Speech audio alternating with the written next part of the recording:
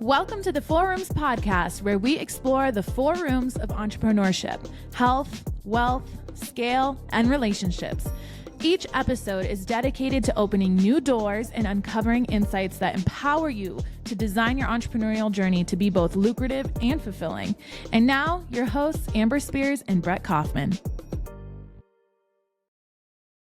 Welcome to the Four Rooms podcast. I am your host, Amber Spears, and I'm here with Dimitri Lianoudakis. Dimitri, you've become one of my favorite members. We have pictures of all our members and we go through them before the events. And there are certain ones that stick out so much because of their kindness, generosity of spirit, authenticity. I think we've done a really good job cultivating that. But in my mind, you're one of those people that I always hold and say, if I could have, 100 more Dimitris, I think we would be a much better and stronger group overall. So just really appreciate you. Second year member. It's a delight to have you. I don't know if you're just so kind because you're Canadian or like what, but it's a complete delight. And I'm excited to chat with you today about yourself and about your company, Ecom Risk Heroes. I just think you have a really cool business. I think that's one of the coolest parts about kind of being the glue that holds together Four Rooms and all the work I've done in my past with, affiliate and creator marketing is I get a chance to look at a lot of different businesses and learn about a lot of different models. And yours is a really interesting one for me. So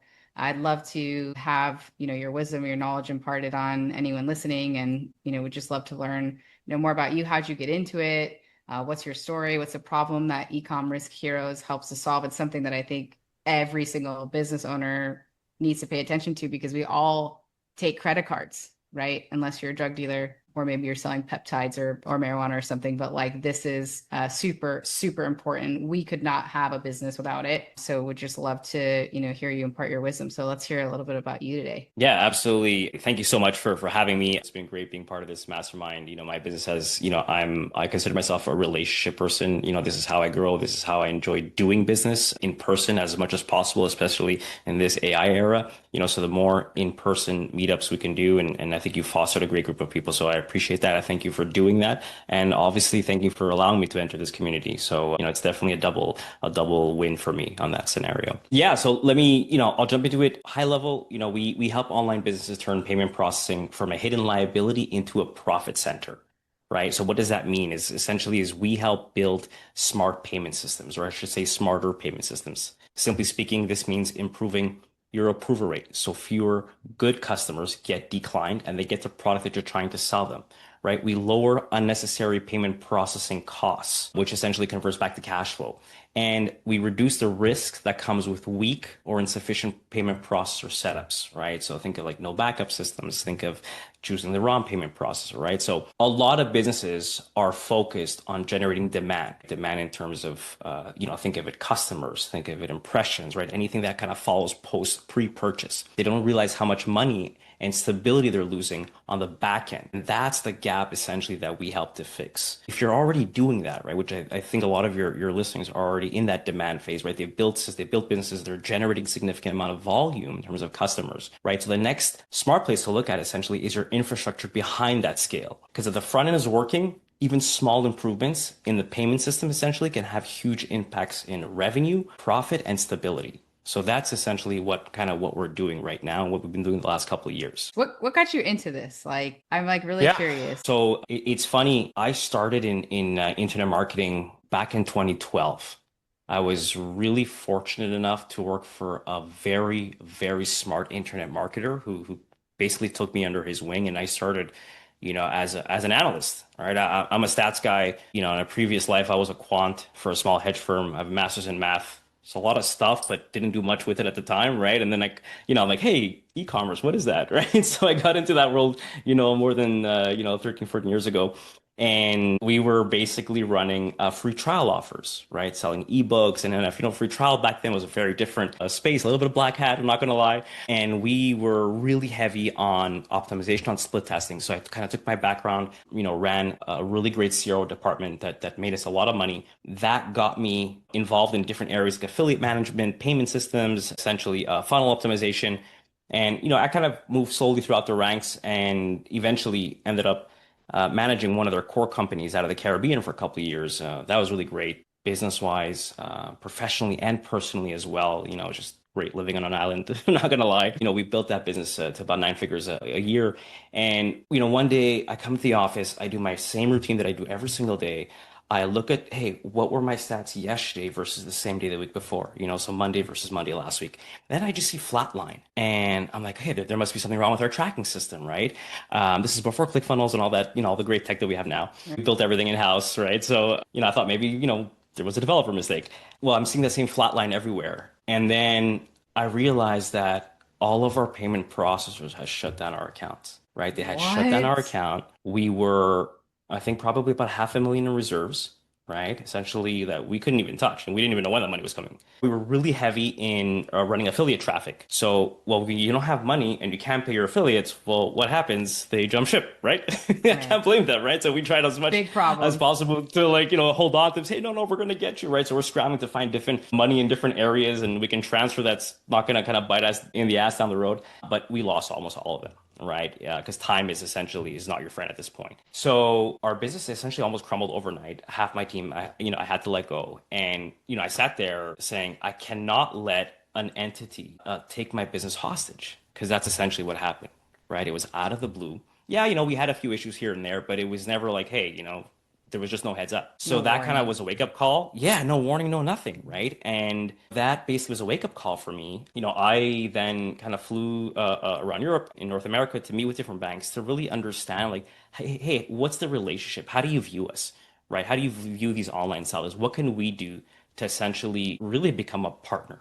Because that's what I want in the business, right? And that's sort of been one of my core frameworks and values is like, we want to become a partner with our clients in their business, right? We want to be able to help them, right? And it's the same thing with payment processing. And, once I realized how this works, right? And how do we stay compliant, right? How do we share information such that if there's an issue, right, they're not just going to, basically throw us out the gate or something, you know what I mean? So that really helped me understand the relationship and the process, but especially how to keep an eye on some of your core stats, right? So then what I realized is, this is essentially almost like a conversion problem, right? When you're trying to optimize an ad or optimize a funnel, what do? You have certain KPIs that you're looking at ad hoc, EPC, CTR, all these things. And you're saying, okay, are they in the acceptable range? Does it make sense? Should I pour money or should I stop and pivot? Well, it's the same thing with payment processing, right? And once I figured out those metrics and that relationships and how to leverage it, that's when we started using and leveraging it as a cash flow operation rather than something that's just a utility, essentially. How do you turn it from, what you'd be looking at, in the P&L, it's just like merchant processing fees or refunds, chargebacks. Like, how do you turn it into a profit center? Is it because you're saving the business a lot more money and more charges are getting through? Like less refunds? Like, can you just kind of give me a clear picture on that particular statement that you made? So we essentially look at it as a framework. I look at the business in three specific areas. The first one we look at is we want to essentially approve more payments. At the end of the day, what that means is I want to remove friction from your customers during the checkout process, whether that's online, by email, over the phone, right? So we're essentially reducing unnecessary declines so more customers can actually get what you're selling them, right? They want it, right? So we want to remove that barrier that's causing them to get declined. That's number one. So that think of it on your front end sales, think of it from your upsells or anything you do on the back end, whether it be subscription or high ticket. The second tier that we do is we look at your payment processing costs. We look at your history. How much have you been processing? What's your expected run rate in the next, 2, 3, 6 months? And we say, are you paying, what you ought to be paying given the volume that you're doing, right? Because there's always room to negotiate. There's always room to do better. And sometimes a 10, 15% drop in payment fees without changing anything else in your business is essentially free cash flow back into your business, right? It can pay for a team of VAs. It can pay, depending on how much volume you're doing, that could be significant savings. And then on the third side that we do is around reducing our risk is, hey, are any of these processors holding reserves? Should they be holding reserves in the first place, right? Do you have delay in funding, delay in payments, right? Any type of what I call processor-related instability, right? We want to remove that risk, because at the end of the day, one thing we always ask is, if the processor were to shut you down today for whatever reason, how quickly can you continue business, right? How quickly can you get back to business as usual? Right? And that's a really big thing for us, right? So it really comes down to improving revenue, protecting your margin, and reducing your risk. That's awesome. I know we've talked about this before, but for anyone listening, you're not a merchant processor. You work Yeah, with companies correct. with merchant processors, so you're almost like agnostic, right? But I like that about you because it means you can work with anyone. Financial stuff as a business owner.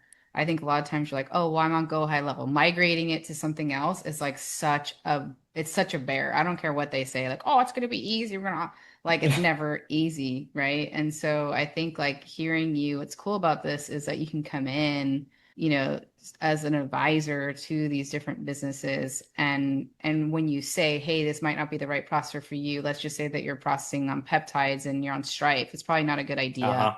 for you to be doing that, Exactly. period, the end.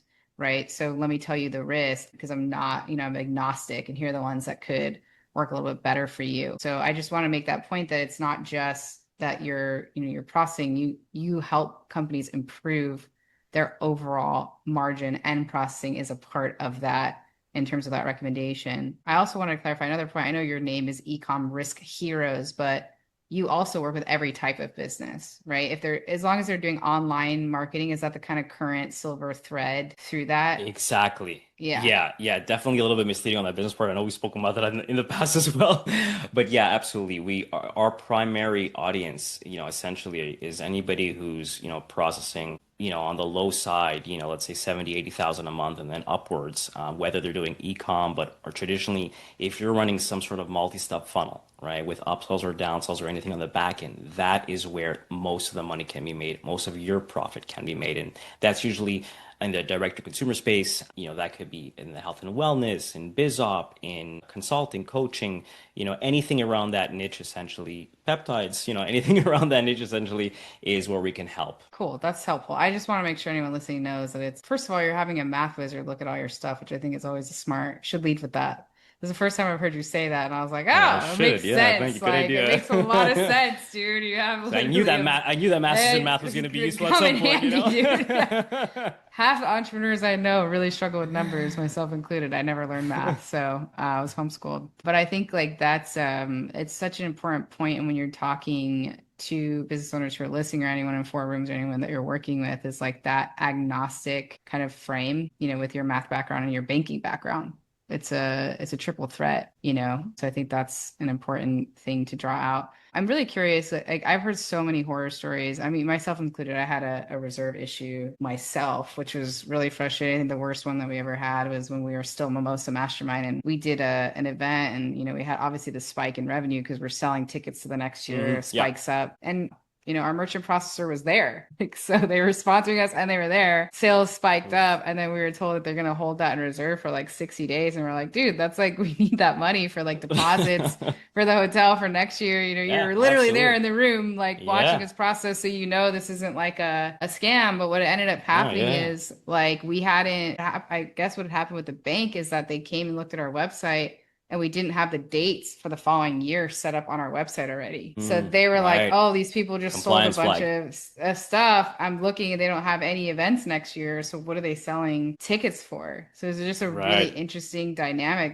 They held like, I think it was like 80 or 90 grand. And we're like, what? We needed Oof. that like in reserve. We're literally counting on that to put Yeah, I deposits get down. it. It's so expensive, so it's been, we have had our own horror stories. And I've seen so many people get their funds held by Stripe. And then, Yep. I'm curious on like, there's two scenarios that I hear quite often. Is one, they held a bunch of money in reserve and they don't know when they're going to get it back. So Yeah. that's one. And then two, I've heard of them just shutting down the account completely, and then they just Yeah. start refunding all your customers. And it's like, okay, well, what do you do in these scenarios? You're absolutely right. It essentially falls usually in those two buckets, right? And I'll often get asked, hey, are you against Stripe or do you not use it? And I am not in any which way against Stripe, right? And to your point, we're payment processor agnostic, right? So a big part of our business, or we have a team where all we do day in, day out is we split test different payment processors for different verticals, right? Because at the end of the day, we want to put the best processor for your business, for your acquisition model. Now that might be Stripe, right? It might be Stripe. It may not be.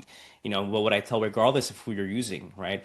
We're essentially building a payment, you have to think of it as a system. If one part of that system, one module breaks, well, does your whole system break, right? Like if one funnel goes down, does your whole business stop, right? You have backups, right? You have other assets. So it's the same type of thinking that we're trying to put in payment processing. And it's usually when you're account starts underperforming, when when your fees feel a little bit too high, where your cash is a bit tighter, where you're seeing less revenue come in, but you're making more sales, right? That's usually kind of telltale warning signs as to what you should do, right? Where there might be some instability, coming down the road. Hopefully, you'll see those signs before it coming, to that scenario. And Stripe, like I tell people, it's a great barrier to entry. It allows you to take an idea from, hey, I have an idea, I'm going to build something, right? Especially now with AI, right? I can build it in a day and I want to test right now. And great, I do that. I recommend that. You should definitely do that. But as a long-term scale partner, there are too many unknowns to be able to say, hey, I'm comfortable having, selling subscriptions where I might have, 100, 200, 300 people on subscriptions in Stripe. And then all of a sudden, Stripe might come back for that specific vertical. They may have gotten notification from the card brands like Visa, MasterCard, say, hey, you know what? We're getting too many issues with these verticals. Can you pause that for a while? Which in Stripe means you have to shut these people down. And then you're stuck. And then you have all these rebills, all these horror stories, right? Like you're, back to what you're saying, where people are on these cycles and they're never going to get their money, right? That merchant, that owner is never going to get that rebill money. It's gone forever. So, we essentially say, hey, if you're going to use it strategically. Use it for something on the back end, like a high ticket sale, right? For a customer who's already purchased something on the front end, who's more comfortable with that business, who's more comfortable with that product, it's just less likely they're ever going to either refund or dispute the transaction, right? But either way, Stripe should be one in many sort of processors that you have under your system. How many processors do you recommend that people have? Does it depend on the volume Yes, that they're doing? exactly. I would say it Yeah. depends on the volume. It depends on, how many purchase points are in your funnel, right? So think of front end, how many upsells do you have and how many downsells do you have? And also the vertical that you're in, right? So peptides right now is a very, sort of hot topic, right? So it's hasn't been marginalized yet, right? So that is a vertical where, hey, things might change really fast usually with little warning, right? So I always tell people 2, 3 is the standard. It's good to know. I'm already thinking about mine. I'm like, all right, we need at least another one. I know a guy. It's important. Yeah, I know exactly. We need to do that. But yeah, it's super helpful, man. I'm just I think it's so cool like how you're able to work with all these different people. I'm really curious. Like, do you have some like examples off the top of your head, like either horror stories, some of the worst things you've ever seen, or, Yeah. examples of how you've come in and helped people, save money or get more sleep at night and feel like they, they're protecting Yeah. their sanity and their business. I'd be really curious to hear some of those from you. Absolutely. A horror story was actually a friend of mine from another mastermind. He had hit me up. He basically was selling real estate courses. He's a real estate investor, very successful one, great guy, gives a ton of free advice. And, he's been selling through Stripe for years. And a lot of them are as part of a coaching or courses. So it's a recurring membership, essentially, a recurring subscription. Yeah. And, essentially Stripe overnight, they basically said, hey, we cannot support your business anymore. You are not allowed to process any payments as of today. And then we're holding your reserves indefinitely. So you're holding your funds in reserves. God. So he had something like $100,000, right, in future rebills. And it was just like devastating. And when I mean devastating, I mean his business never recovered, right? Wow. So that was something that, we got him set up. But at that point, right, and that's why I tell people, like, don't wait for that point, right?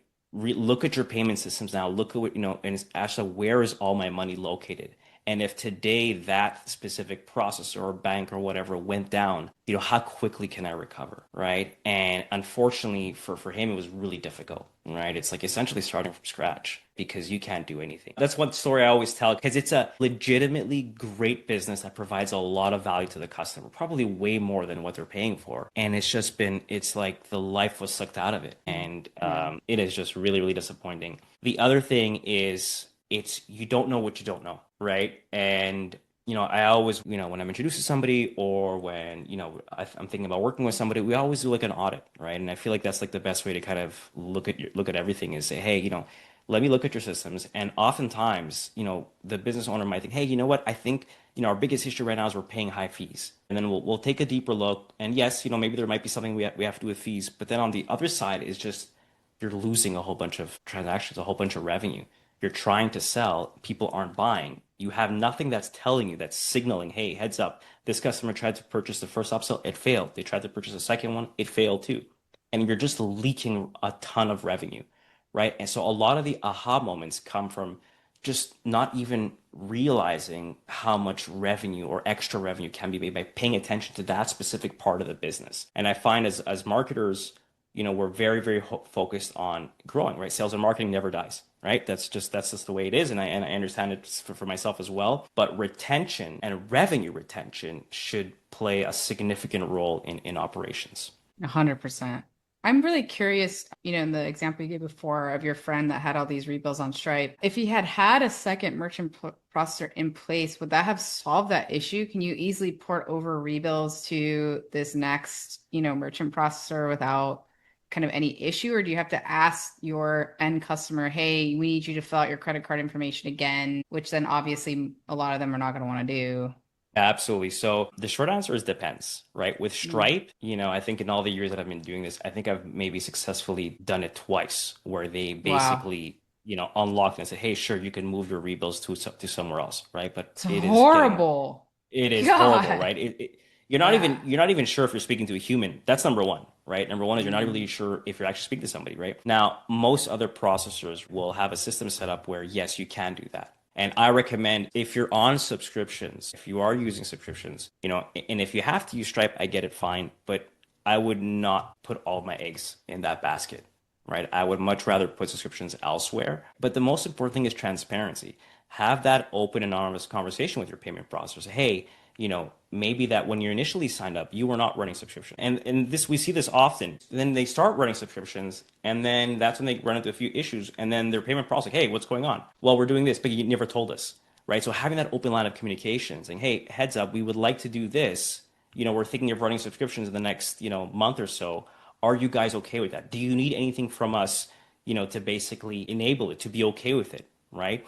And it's just a small conversation can have such a huge impact, a positive impact on your business, on its stability, and on its revenue. I'm really curious on why these businesses hold things in reserve. Like, I'm not necessarily talking about Stripe, but I have heard from other kind of smaller merchant processors that they hold things in reserve because they basically are responsible for who they process with. Like, is Exactly. that the Yeah. case? Like, Yeah, yeah. So, they're basically underwriting the risk, right? So it's like, yeah. I tell people it's like when you go to the bank, let's say you're looking for your first home or your second home or your third home. You're going to the bank for a loan. What are they going to do? They're going to look at you from a fiscal perspective, right? Who is this person? What do they do? Do they have a steady job? Their credit score? Do they have any liquidity? Right? They're going to go through some sort of checklist, and then they're going to say, "Am I comfortable giving Amber Spears $1 million?" Essentially, that's what they're saying in a nutshell. Am I Mm. confident that she will, I'll get that return back somehow. Well, it's the same thing for payment processing, right? They look at your business, they look at what you're selling, who you're selling it to, how you're selling it to the different acquisition channels. And they think, are we comfortable underwriting that risk if things go south, right? That's number one, right? That's the first thing any good payment processor ought to do, because essentially that gives you as the business owner peace of mind and think, oh yes, this payment processor has worked with businesses like myself. So that's great. That's a really good relation. That's a really good start to a relationship, right? The second thing why they often will hold reserves is if your business grows beyond the initial projections that you have given them. When you provide that information, hey, we're probably going to process, 50,000 a month. And that's, that's usually the standard thing. And then, if you go in 1 month from 50 to 150, it's like, whoa, that's a huge jump, right? And that's Mm. great because for you as a business owner, you're like, wow, well, whatever I'm doing, it's working. But from a bank's perspective or a processing perspective, and you can think of processor and bank as almost one and the same. And at the end of the day, banks are risk averse. They do not like risky things. They want to bet on sure, predictable things. So when they see somebody who's been like this and then who's jumped, by 150%, it's like, whoa, that is a big signal, right? Is that going to happen again? Or is the inflection point going to go downwards? So for them, they want that stability. So that's why a very, very big thing is constantly being proactive. Say, hey, heads up, I believe this month we're going to double our volume. Is that okay? Are we cleared for that? Is there anything you need from us? It could be, hey, how are you gonna manage your refunds? An increase in refunds. How are you gonna manage an increase in disputes, right? All of these, what I call them very back end, very operational stuff, but they're so important because they keep that line of communication open, right? So half my job, I tell people, is just relationships. It's just talking to people, right? Letting them know what's going on. And when you do that, your risk exposure, it gets cut in half, if not more. That's so interesting, man. I'm learning a lot on this. By the way, I have a question for you about the kind of current state of the economy. The Iran Hmm. war is happening. We've got all of this, there's still really stuff happening all over the world, the Middle East, Ukraine. It looks like we're going to have, continued high oil prices and all this stuff that ends up squeezing consumers. I'm hearing from, my friends that are in like e-commerce, a little stressed, anybody Yeah. that kind of deals with consumers, a little stressed. Anyone that's doing AI is like making money hand over fist, right? So they're crypto bros are a little down right now. There's a lot going on in the world. Yeah. But are you starting to see, any rippling effects in the businesses that you're seeing across the board, particularly with like subscription? I would Yeah. assume that those would be some of the things that are kind of taking a hit in addition to some of the front end, buying. Are you seeing anything like that across the board yourself? And if so, what are you Yeah. seeing and what are some of the things that you and your clients are doing to kind of mitigate that? That's a great question because current events always have an impact downstream, right? So I'm seeing a few things. I'm seeing two things. I am seeing that the overall risk appetite is tightening up. So I'm seeing businesses who in the past have, yeah, they've had a couple of chargebacks here and there, but nothing too severe, right? They've been within the range that the processor is comfortable with, and I've seen them now, those same processors come back to those same businesses and say, hey, your chargeback's a little bit too high. Like, what's going on? We need a remediation plan and we need it now. So there's that tightening of risk that's happening. It could be happening from just the quality is going down, right? Because the costs are going up. So, you have that diminishing margins, right? So everyone's trying to cut corners here and there. So that's one thing. I'm seeing risk kind of go up. It's getting tightened a little bit. The second thing I'm seeing, especially on front ends, on the transaction level, is we're seeing a lot more lower ticket items get declined. So that kind of tells you the flow of of liquidity or of money, right? It's just people are more cash tight. We're getting a lot of those higher declines, right? We're getting more of those insufficient funds. It's a bad thing because, right, it's hard to get that product to your customer. It's a good thing for us because it's essentially forcing us to be, all right, well, how do we fix this problem, right? It's because that's what entrepreneurs want. They want to fix problems, right? So Yeah. it's like, okay, well, how do I get in front of this now and how do I make this better? So it's forcing us to look at everything, all of our data, right? We have access to hundreds of thousands of millions of transactions, and it's for us to figure out, how do we solve this problem? But I am seeing, especially on that side of things, where it's getting harder. And what a lot of people are doing is they're moving towards, or they're not moving towards, but they're also offering financing as an option. Yeah, Right. So like I'm a seeing a firm or lot something more. like that. Yeah, exactly. Yeah. Yeah. So I'm seeing a lot of people even do that on the front end, right? Where, because they're trying, and I get it. You're trying to make that sale to get that, especially if it's a self-liquidating offer on the front end, right? You're trying to get that margin up front. And, they're using these buy now, pay later options. The only thing I tell people about that is just make sure to read the terms, right? Understand how you They're get paid, when so you get paid. expensive. Yeah. Right? It's like they Exactly. take a Right. So, 15% plus off the top, and you're yeah. like, dang. So And like then it they has tell to you they're make going to sense give to it your to you business. immediately. And you're like, wait a minute. Every time I read it, it's not Yeah. true. Right. Right? Right. Like, yeah. Yeah. Yeah, that's interesting. Well, that makes sense from what I'm hearing. It's interesting to see it from your perspective when you're looking at all these transactions. So yeah, I think that's really interesting. And I'm curious too, like in subscriptions in particular, and this is just for me or anybody that does kind of like high ticket stuff. What are you seeing in terms of like, let's say a customer signs a contract to be a part of a community or to be a part of coaching, whatever, and Hmm. they start falling off on their payments, Yeah. like, and you guys have a binding contract on that. How do you go Yeah. about Hmm. collecting that? And from a merchant Yeah. processor perspective as well, right? Like, Sure. how does that work? That's great because a lot of people are, I feel like there's a very subscription heavy economy right now, or a Yeah, lot of people are 100%. trying to get into at least the subscription heavy, and I think Yeah. it's great because obviously LTV pays off. I always tell people it's never just a merchant processing problem. It's a usually a business communication problem at the same time. When there is some sort of agreement, and there ought to be, right? If you have a binding Of agreement, course. even if it's just a signature or verbally, then there's this extra layer of, okay, from the customer, I need to get this done. I've signed this. I've agreed to it, right? And then from that perspective, when we see those rebills or subscription, payment one or payment two kind of fall off on the payment processing side, we build redundancy systems, right? Where we retry it on different processors.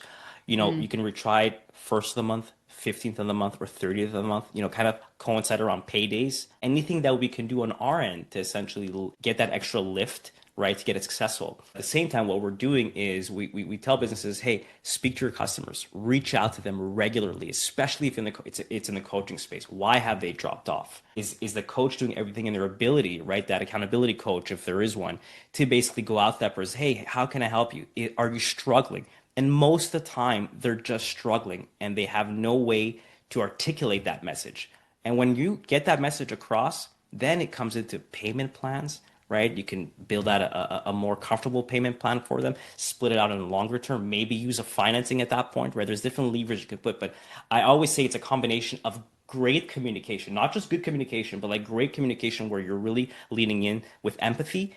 And then it's, okay, how do I, on the business side, on the processing side, how do I make this machine work to squeeze as much money as I can to get that sale? Let's say that they need to go to collections. Do you play any role in anything like that, like in handling that? Collections, no, we don't really, we don't really touch that. We try to look at, I tell people who are in that space, if you're in coaching, kind of understand what your numbers are is, hey, where does that drop off happen? Because the numbers aren't going to lie, right? If I sign up somebody and if I send 100 people and I realize that after month 4, more than half of them, I can't recuperate payment. They haven't actually verbally told me that they don't want it anymore, but their credit card has been blocked, right? Right. Yeah. So there's something going on at that point in time of coaching where we're losing them, right? Mm-hmm. So there's some sort of, so I thought, we look at that data and say, okay, well, what's going on, right? Have the touch points dropped? Are they just not doing the work, right? So there's so much we can do just by communicating, getting on the phone, getting by email, right? I know we're in the whole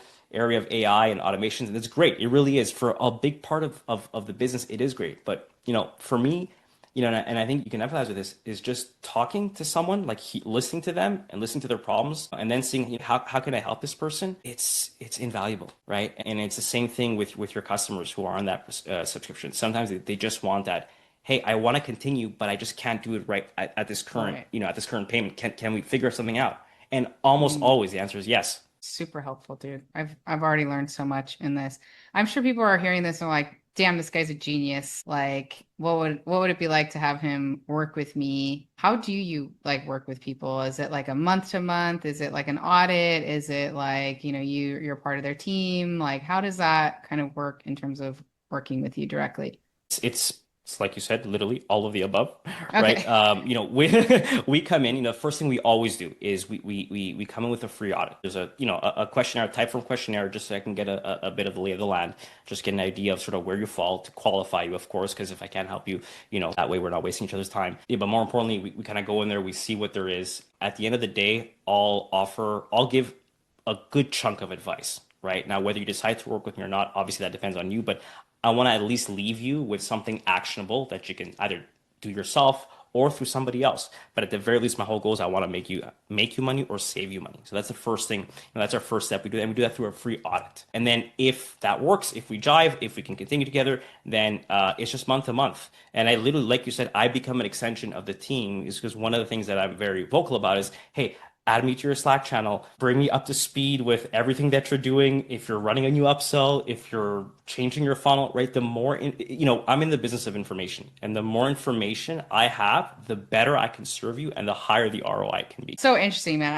I love your business model. It's so important. It's almost like you're an advocate, like in between the banks and the processors, even the customer. Like, I think it's a really cool position that you're in. If people want more information, they want to do that free audit, do they go to like ecomriskheroes.com? Do they have an email you'd like to share? Like, I'd love to... They can go directly to my landing page, ecomriskheroes.com, and there's a free audit button, and that'll basically goes to accounting link, and you can book a call with me directly. Email Dimitri@ecomriskheroes.com. You can find me on Facebook, on Instagram. Yeah, any which way. You can WhatsApp me. Awesome. I love it. Yeah. I love it. That's great, man. Last question for you. How do you think the future of payments might be changing with all this blockchain technology and like crypto? Are you kind of playing in that world too? Is it something you don't recommend yet for kind of business owners? What's your thought around that? Yeah. So in no way, shape, or form am I a crypto expert. But you know math. Right? So I know a little bit of it. Yeah. So, it's, I'm very big. I've always been, and I do this with investing too. if I can't understand it, or if I have a hard time understanding it and I have a hard time explaining it to somebody, then I'll never recommend it.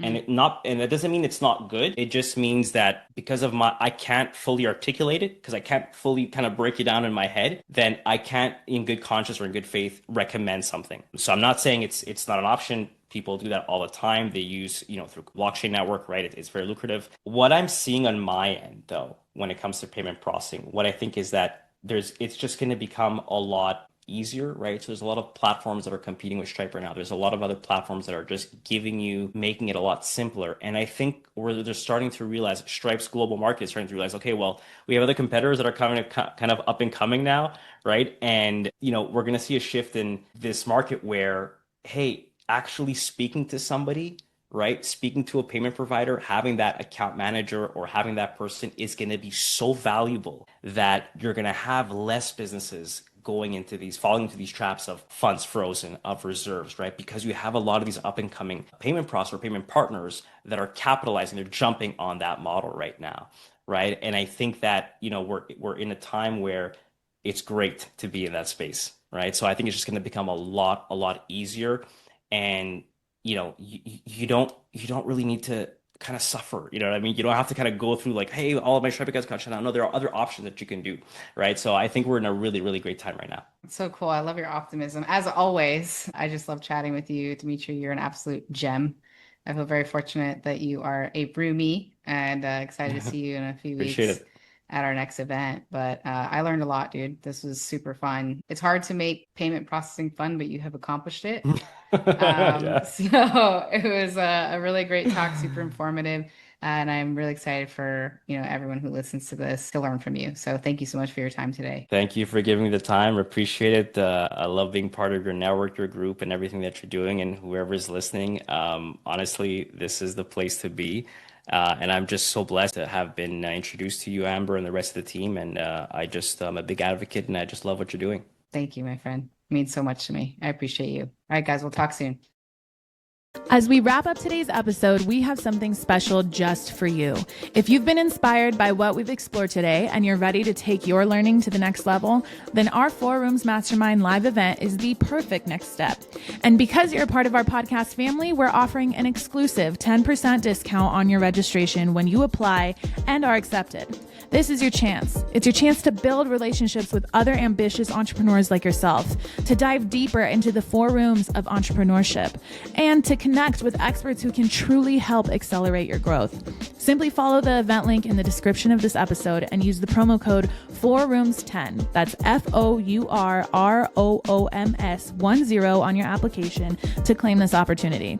This offer is subject to application approval and it's limited, so don't wait too long to make your decision. Join us and transform your journey with the insights and networking that only our live events can offer. Thank you for tuning in today. We look forward to seeing you at the event and, of course, right back here next time on the 4 Rooms podcast. Until then, keep balancing and keep growing.